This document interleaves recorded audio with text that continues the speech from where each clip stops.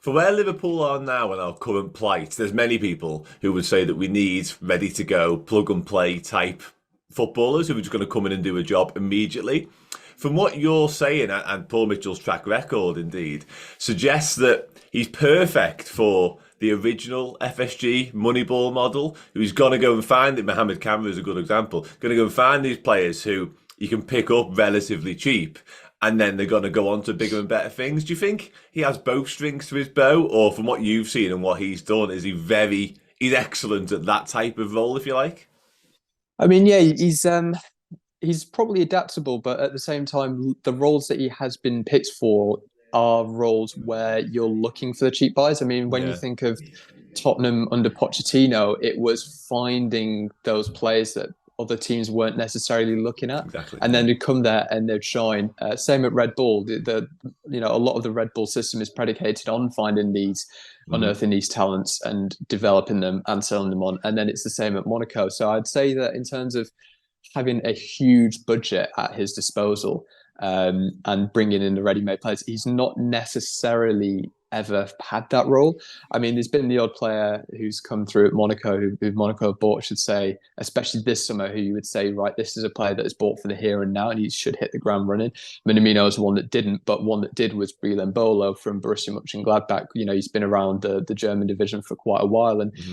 it wasn't the most expensive sign. I think it was only between about 12 and 15 million euros, but he has kind of hit the ground running. But you can only work with what you have at your disposal, and what Mitchell has had kind of, he wasn't the sporting director at Tottenham. He was kind of working in scouting, but, you know, from the evidence that we've seen, especially at Monaco, which is his largest job, really. I think you can say that he's a specialist in unearthing talents, and also for creating an environment and a coherent project to allow those kind of prospects to develop and become the players that they should be. So that is clearly his specialty, as he's Mm-hmm. shown. But there is certainly no failure to speak of having, you know, a bigger budget or bringing in ready-made players and it not working out. So it's something that potentially could do, but it depends on, once again, the conversations and the exact contours of the conversations he's had with Liverpool. What's their thinking? Do they want to lean on their academy more? Do they not? It depends on the conversations they've had, and I suppose that will determine whether or not he gets the role to an extent. And you know, does his profile necessarily suit? And is that the path that Liverpool Football Club want to go down? Because, as you say, there is kind of this hankering for immediate success again, because obviously the downfall has been quite steep. I'll say this season, Oh yeah. maybe not quite expected. So there's that kind of feeling of, okay, we need to rebound and we need to, you know, bounce back really quickly. Is that the same feeling in FSG? You know, who knows?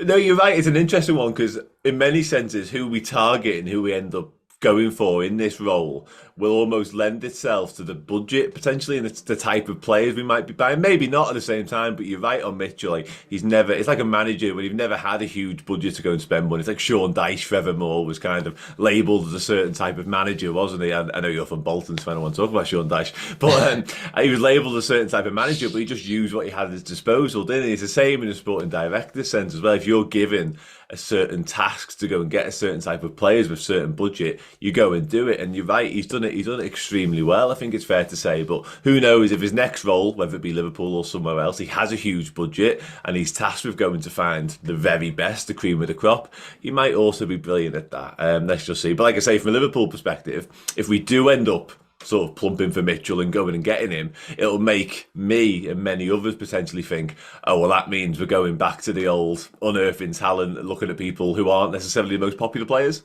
Yeah, I mean, I think that would be a fair interpretation, certainly, because that's what he's always done. It just depends what I think which sporting director they choose really dictates their short term, obviously, but their medium Mm, and long term, because it feels as though if you go for someone like Mitchell, who knows, maybe they'll say, okay, we know you specialize in this, but can you give this a go? You it's know, true. can you pull this off? But it would feel as though if they went for Paul Mitchell, that they would be taking a more long-termist view of getting back to the top, rather than just, okay, let's just bring in loads of players for a decent amount of money this summer. Okay, maybe exploit some market inefficiencies here and there, but overall these are players that are going to be on the radar and bounce back straight away. Or whether you're going to, I mean, of course, there's the Bajcetic who's come through at Liverpool recently, and whether or not they kind of look at his example and think, okay, let's go more down this road. I mean, that could also be a possibility, but I think if Mitchell came in, it would be suggestive that is the road that they're maybe taking. Yeah, I think that's a fair assessment to make. Like I say, it's the one I would almost immediately jump to that assumption with. But like I say, there's no reason why you can't do both necessarily at the same time, and who knows how it will look. Just a couple more before I let you go. As a person, Luke, sort of front-facing interview-wise, I'm not asking you for his personality. How has he conducted himself since he's been at Monaco? Because obviously he has done interviews, he's done stuff with the press. Our sporting directors, Michael Edwards and Julian Ward, have kind of been sort of absent in that sense. If like they haven't done many interviews, but I think Mitchell's done a little bit more. And you touched on his appointment of a manager as well. How has his relationship been with managers since he's been there? Yeah, so I mean, on the kind of the media, front of media, he does it. I mean, I've spoken to him a few times. He's quite happy to give me an interview. I will ask you about his personality then in that case. Yeah. when he wants me to. But yeah, I mean, I did a piece in the Guardian where I spoke to Paul Mitchell about the return of the historic strategy and all these players kind of coming through. He's very present when it comes to new signings, obviously new managers. He will speak to the media. You know, he's not afraid to kind of front up and speak about things like the transfer window. He did it a lot at the end of last season, for example. He's maybe not there, day to day facing up in front of the camera like some other French sporting directors are. But I think in terms of the culture in England, I'd say he's what you'd expect. He speaks quite a lot, and he did come into the mix zone once after a match where the refereeing was, let's say, questionable, and he did front up to the media there and kind of have a bit of a very heavy kind of criticism of the refereeing body, let's say, and the decisions that were made and the lack of communication as well. So he will speak to the media pretty frequently. And in terms of his relationship with the managers, so it's Niko Kovac, first of all.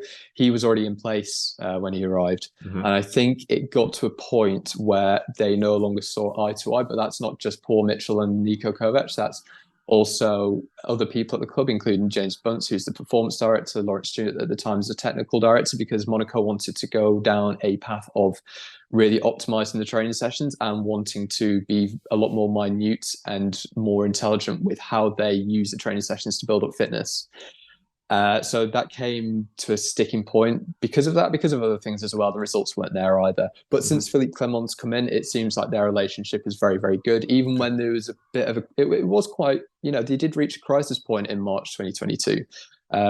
They were really not performing, and everybody's role at the club was being questioned by the media. But no, there's no sign of a crack. And in the meantime, their relationship seems to have strengthened, and everyone around the club who you speak to speaks very highly of Philippe, and equally Philippe Clement, the manager, speaks highly of Paul Mitchell, and says, even though we don't, you won't necessarily agree on absolutely everything, especially in recruitment, but there's a lot of mutual respect there, and that's very, very important. So yeah, good kind of relationship with the manager. And when it comes to media, I'd say he's quite open, and is kind of in the public eye as well.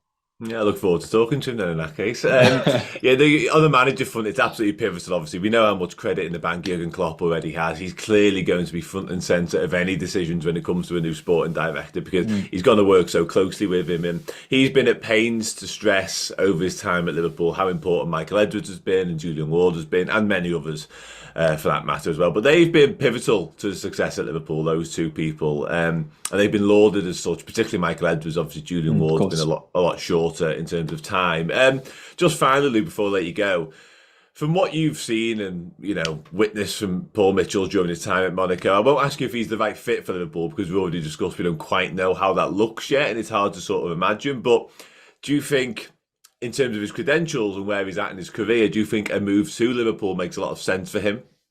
Yeah, 100%. I feel as though he's ready for this move. I mean, as I say, the echoes that are coming out suggest that he feels ready as well. I mean, his past experience going through the ranks, MK Dons through to Southampton, Tottenham scouting, then going into the Red Bull system, and then being the sporting director of one of the biggest and most kind of with one of the clubs with the highest expectations in France, but also in Europe. He's been sporting director there for 2 years.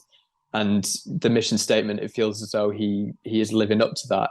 So I think he feels ready. I think he is ready for a step to England. I think he feels ready as well. So I think that now is probably the time. He senses that as well, and hence why it seems like he will be on the way out in the coming months. But he's amassed quite a lot of experience in actually not that long a period of time, and therefore he just seems like it's the completely right time. He's a local-ish lad. He's more from Manchester, of course, but I think that a move to a big Premier League side, it feels like the right time for him to make that step in his career.